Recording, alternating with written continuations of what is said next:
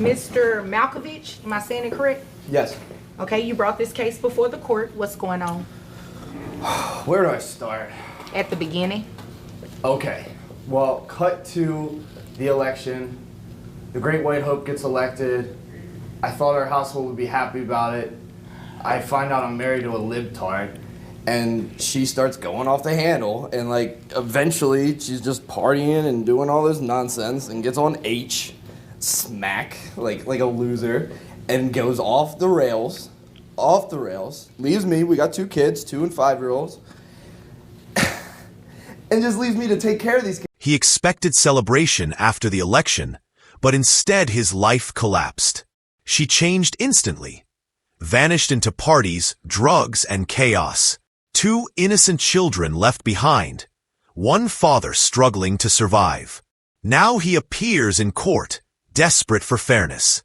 But secrets about her recent actions surface, and the story grows darker than anyone ever imagined. Getting into the important part of your story. What do you mean? I'm giving you backstory. Isn't that what you're here? Don't you need context? Yeah, but all the name calling and name calling. jabs. I'm just telling you. I'm giving you context. Okay. This idiot needs to go to. Okay, you refer to her by her name. What is your name? Martha. You will refer to her as Martha. Martha. Okay? She will not be a libertarian, whatever you said, and an idiot. I took her to rehab, which cost $20,000. Fury fills the courtroom. He shouts, throws insults, pointing fingers. The judge interrupts, demanding silence, respect truth. Rehabilitation cost $120,000, completely gone. No space remains for childish name-calling. Ahead lies not only custody but dignity itself. His reckless words nearly forced removal from court. What he revealed left everyone waiting for the shocking moment. That was all of our savings, all of our money, supposed to be the kids' college fund, but I figure the kids aren't going to go to college if they have a mom on heroin. Pretty bad example. So let's get it situated. But she got the help, right? Yeah, she got the help. Okay, so she that's joined what's the cult. important. She drank the Kool-Aid. She stayed longer than her stint. Met some guy named, what's his name? Paul. Met Paul. You know, the globe-trotting Paul. What was Paul into, huh? Meth? Whatever. They're clean and sober together. She comes back, you know. Every savings intended for the children vanished into treatment bills. He sacrificed completely, choosing recovery over ruin. Now she lives sober, smiling, starting again with another man. Yet questions remain. What happens to the children left behind? His life remains frozen. Shock erupts when the courtroom hears about someone unexpected she met during rehab. After spending an extra Mr. Malkovich. What? Excuse me? Yes, I mean... Did you come here to waste my time? What is it that you want me to do? Oh, okay. She's now got her life together. Her and Paul got a little apartment. I let her see the kids every now and then, you know, make sure that, you know, I'd leave them unsupervised sometimes. Not to mention, then when I do that, she's on Instagram with these weird friends, they're rehab people, introducing them to our kids. But anyway, I want money. She works now. She works out. Like, she didn't even work out when we were dating. Now she's going to keep it tight for Paul. Once uninterested in fitness, she now exercises daily, posts pictures, enjoys parties with sober companions.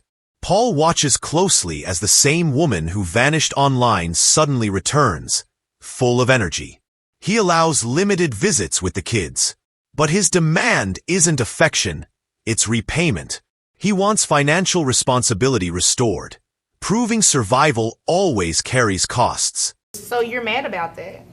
Yeah, who wouldn't be? I spent all my money in just to fund a heroin addiction, and now she comes back and she's all, Joe, you got her life together. And I'm like, well, okay, you know, I'm a good guy about it. She can see the kids, you can take them to Brahms, all that kind of nonsense, but you know, if she's going to participate in their lives, I need a little bit of cash. Ma'am, I just want to see my babies. I was just getting ready to cut him off and move to you. Martha, you just want to see your children? Yes, please. Okay, and do the children live with him?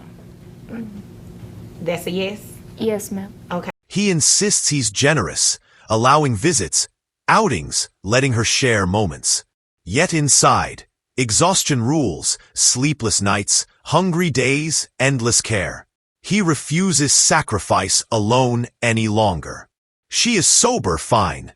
But if she wants to be mother again, she must contribute. When she speaks with strong demands, silence falls across the entire courtroom. So the way that it works is, if the children live with him, you are supposed to be paying him some sort of money for the kids. I mean, even though he's a little, out there, he still is entitled to receive child support for the support of the children. I don't mind that. I don't make very much, but Okay. I would really just She's a waitress at Denny's. Excuse me. I'm just telling you. Excuse me. Did she cut you off while you were giving that elaborate story? I mean, she hardly knows how to speak English. How's she gonna cut me off? No. Did she cut you off? No. Okay, thanks. Okay. The judge ends excuses quickly. If children live with him, she must provide support. Simple as that. She claims low income, but explanations mean little. Courtroom tension rises fast. Respect disappears. Anger grows. Patience thins dangerously. Someone inside prepares to explode emotionally, risking more than pride. The entire case now trembles on collapsing foundations. Now, Martha, how much money do you make? $26,000 with tips a Okay. year. You're laughing at that, but you're in this courtroom asking for her to pay you child support. It's either that or just leave me and the kids and let us live our lives and just stay out. You know, they don't need No, an and that's not addict as a healthy. mother to be constantly. Do you want me to help you get child support? Because if not, we can stop this today. Yes. And Sorry. you can come back another day when you're. Miss mean- another day of work. You know, some of us make more than 26 grand a You year. you didn't take anything before you came in this courtroom today, did you? Take anything? What do you mean? Yeah, you know what I mean. Her reported income stands at $26,000 yearly. He laughs loudly before the judge. A terrible mistake. This room isn't comedy. It's law. Immediately, the judge strikes back, demanding dignity. Is he fighting truly for children's future or seeking revenge? That critical question burns deeply. The next shocking exchange flips everything upside down, leaving gasps. Oh, okay. I'm just making sure. You seem a little jittery. Well, I'm a little. My kids' lives are on the line. I'm a little nervous. Well, they're not really on the line if she got it together. And she says she wants to see the kids. And I think you should allow her to see the kids. Okay, I do let her see the kids. She can get. Yeah, but you do not have to demean her while doing so. Ma'am, Yes, ma'am. I know that he's right. I did have a hard time about a year ago. But like I said, I'm at a really, or like he said, I am seeing somebody else who I think is very good for me. Okay. He shakes nervously, claiming concern for children.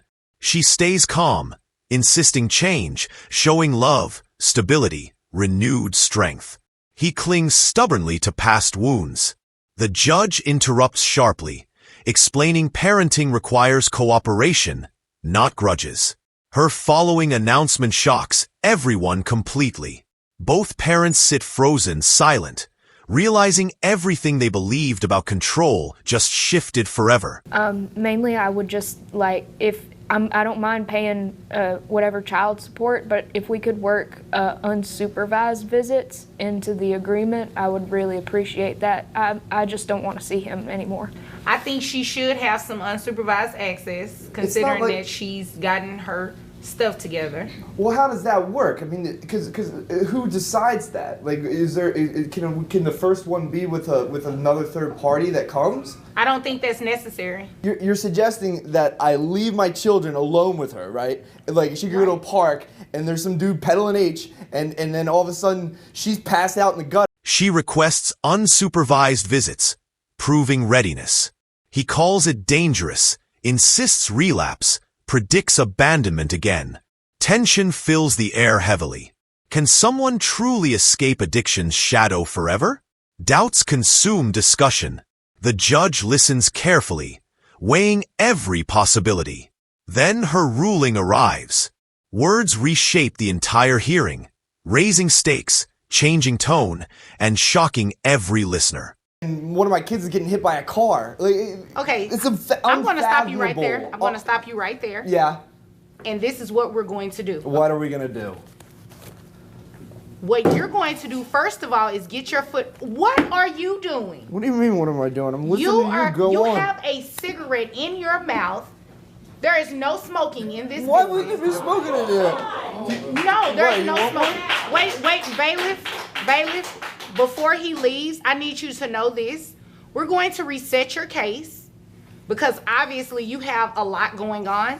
So when you're ready to conduct your... The unimaginable happens. He lights a cigarette inside court, directly before the judge. Her eyes widen. Proceedings stop instantly. Respect shatters. The custody fight suddenly becomes a question of authority, order, discipline. She resets everything, erasing progress.